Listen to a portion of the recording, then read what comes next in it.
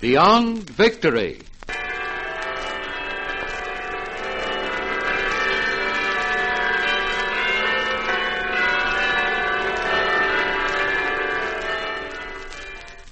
From Tehran. We recognize the supreme responsibility to make a peace which will command goodwill from the overwhelming masses of the peoples of the world and banish the scourge and terror of war for many generations.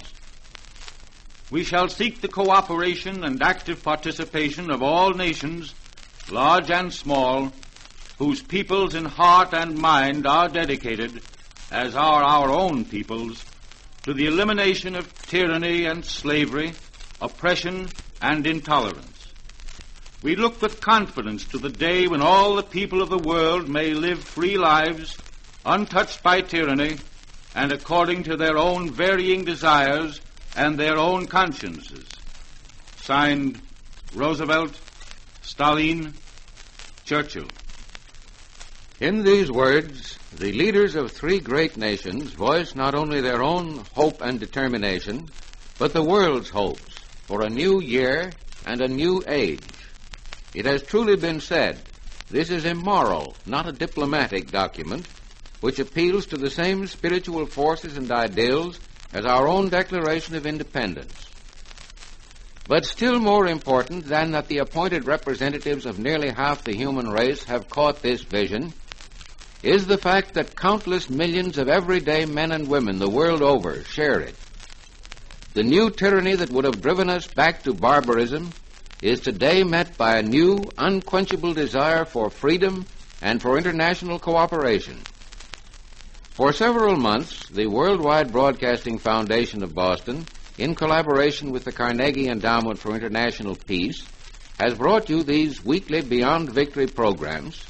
And as we recall the messages which we have heard from men of many walks of life and several nations, we find they have all borne witness to the same bright vision. As a new year of decision dawns on mankind, we ask you to listen again to these stirring voices. First, let us hear from a distinguished educator, Dr. Nicholas Murray Butler, President of Columbia University and of the Carnegie Endowment for International Peace. We have learned now that minding our own business involves minding other people's business as well. The world has long since been bound together by the telegraph, the telephone, the electric spark, and now by the airplane. What affects us today will affect 20 other nations tomorrow, and what affects them will affect us. The only way in which we can be assured of maintaining prosperity and peace is through cooperation with other like-minded peoples. Here is a well-known industrialist and inventor, Mr. Charles F. Kettering, Vice President in charge of research of General Motors Corporation. I believe that the future can be almost anything we want to make it. And if we'll take into consideration the factors that we have to build the future with, that is people and things and climate and everything else, then we can go ahead and do a swell job. But we must also remember that what we think is perhaps the most important. What we must do is to set our course, not a random course, not a wishful thinking course, but a course which will get us to the destination we want. Whether it is a pleasant one or not is not important. I think with the energy and the faith and the determination with which this war has proven that free men of all nations possess, we can take this mysterious future, which isn't very clear, and from it carve out anything that human imagination can think of that is worth carving out. That is, something that is of benefit to the human family, and provided we are willing to work for it. Next, we hear from a well-known economist, Dr. John B. Conliffe, who is Associate Director of the Carnegie Endowment for International Peace. If we really set out to bring the rest of the world up to modern standards of efficient organization, there will be employment for us and great productive advances for them. The day has gone by when we can go in and do this by force. It has to be a cooperative venture, and that means it must be international. The question for us is whether we are ready, in our own interest, to work with other people to build up the kind of world we want to live in. Here is a member of the Senate of the United States, the Honorable Joseph H. Ball of Minnesota. As long as the United States remains a democratic republic, I do not believe there is the slightest chance of our becoming an aggressor.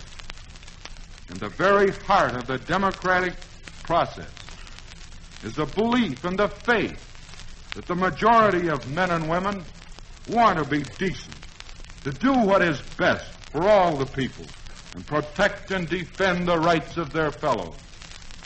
Without that belief and faith, Hitler's attacks on democracy would be true.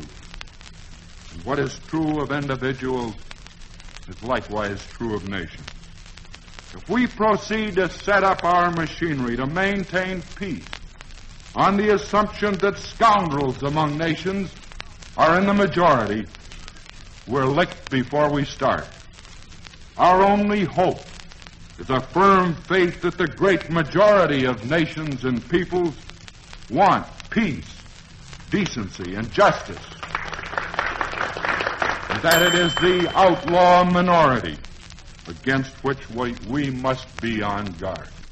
Here is an eminent journalist and student of international affairs, Mr. Richard J. Walsh, editor of Asia and the Americas. We simply have to sweep out of our minds the rubbish of the 18th and 19th centuries. That line about East and West, that never the twain shall meet, was poetic rubbish. The white man's burden is sentimental rubbish with an imperialist slant. Talk of superior races and inferior races is rubbish. As long as we white people discriminate in any way against the Chinese or any other race because they're a different color, we are giving Hitler and the Japanese invaluable ammunition. If the world is to go forward, we must live up to our own Declaration of Independence. We must recognize that all men are created equal. We must prove to the world in every way that we believe our allies on the other side of the Pacific are just as good as we are, and just as good as our allies on the other side of the Atlantic. If we all do this, then East and West have met indeed. And on this basis of equality, we can work together and live in peace together. And here is a well-known scientist, Dr. Watson Davis, Director of Science Service of Washington, D.C. The world is such a small place that social irritation anywhere on the face of the globe will hurt us and everyone else. We may attempt to turn away, but sooner or later, as in the making of this war, speedy transport, swift communication, and effectiveness of ideas will bring the troubles of distant regions to our own front yards. In working out our world future, it's ideas and the things that ideas create that are important. We shall have lost this war if we don't create a peace in which everyone can have a satisfying, constructive part. This will take a lot of planning and plenty of cooperation. And now let us hear from an eminent European statesman, His Excellency Jan Masaryk, Vice Premier and Minister of Foreign Affairs of the Czechoslovak government in exile. The Moscow Conference, the meeting at Cairo and Tehran, indicate that the world is going in the right direction. We will again have a world where men will regain the human dignity of true and simple believers in Christ's teaching. We are approaching this period because through the darkness of the moment, the great light is already piercing through with hopeful rays. Soon, the brute and boisterous force of violent men will be destroyed. And by next Christmas Day, we hope and pray to see a new world arise out of the ruins of this troubled earth which savagery has made so hideous. Our people look to you to help to remold it. When that day dawns, knowing you for what you are, I trust you will speak in the words of the prophet Isaiah, of the race which was most humiliated and tortured by the Nazi savages, and which had to endure more than its share of human suffering to bring about the new world to which we are looking forward. Listen to the prophet. Bind up the broken-hearted. Proclaim liberty to the captives. Open the prison to them that are bound. With this hope, as a humble citizen of tortured Czechoslovakia, I salute you, and I wish you Godspeed and a happy reunion with your sons and daughters, who will make it possible. We bring you a New Year's message from the founder and president of the Worldwide Broadcasting Foundation, which brings you these Beyond Victory programs, Mr. Walter S. Lemon. Mr. Lemon.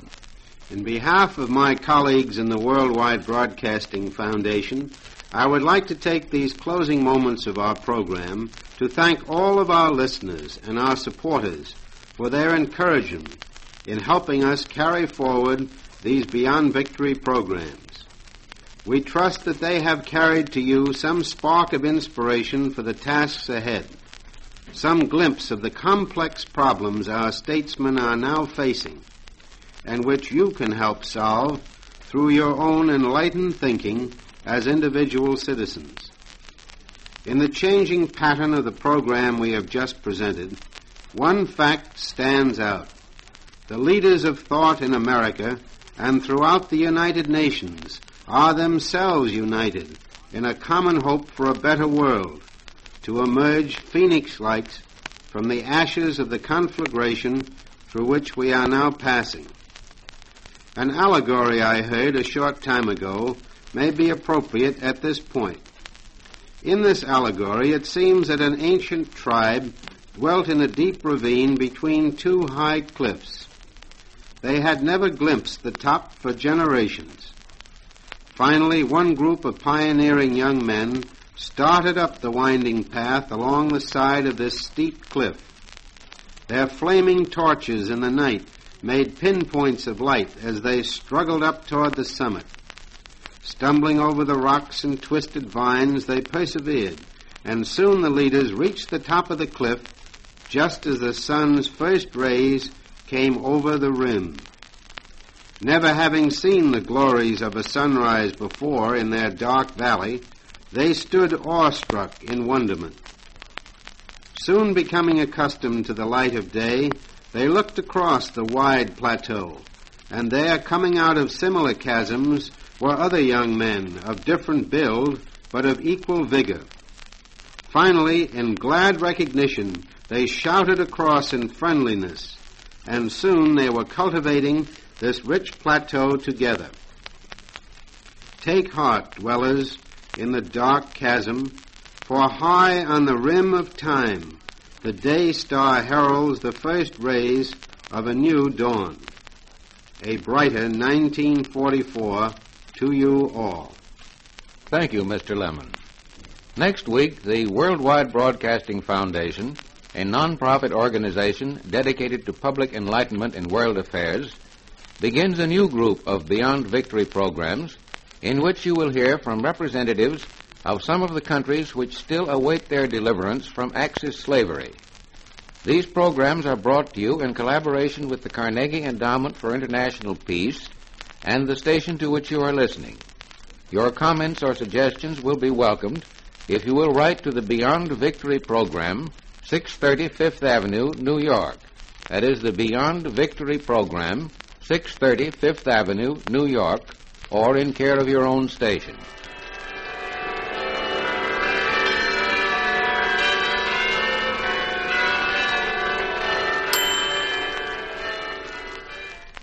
Listen in again next week at this same time to Beyond Victory.